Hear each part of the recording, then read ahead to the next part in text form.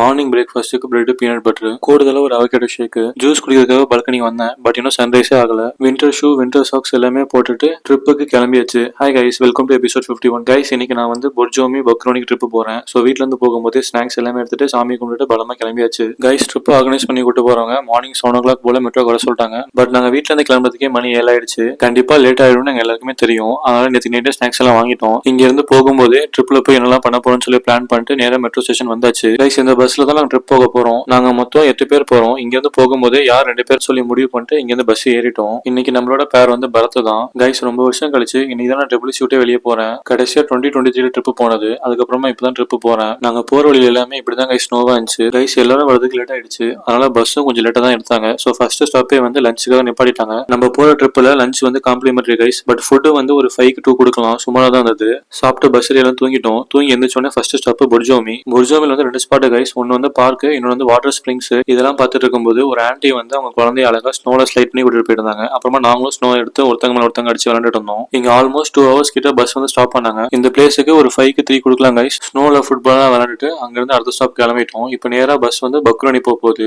பக்ரோனி வந்து ஒரு ski resort guys. ஹில்ஸ்க்கு மேல இருக்க ஒரு ஸ்பாட். நம்ம தமிழ்நாட்டுல ஒரு ஊட்டி மாதிரி கைஸ். பக்ரோனி போற ரூட் எல்லாமே இப்படிதான். ஹில்ஸ், ட்ரீஸ், நடுவில் ஸ்னோ. இந்த வியூக்கே 5க்கு 5 தரலாம் கைஸ். ஸ்பாட்ல இறங்கின உடனே ஃபர்ஸ்ட் ஸ்னோ அட்டாக் தான். அப்புறமா ஸ்னோ மொபைல் எடுத்துட்டு ரைடுக்கு கிளம்பியாச்சு. கைஸ், நான் போட்டிருக்க ஹூடியில ஹெல்லர் ஹெவன் போட்டிருந்தது. இன்னைக்கு இந்த ரைடுமே ஹெல்லர் ஹெவன் மாதிரி தான் போச்சு.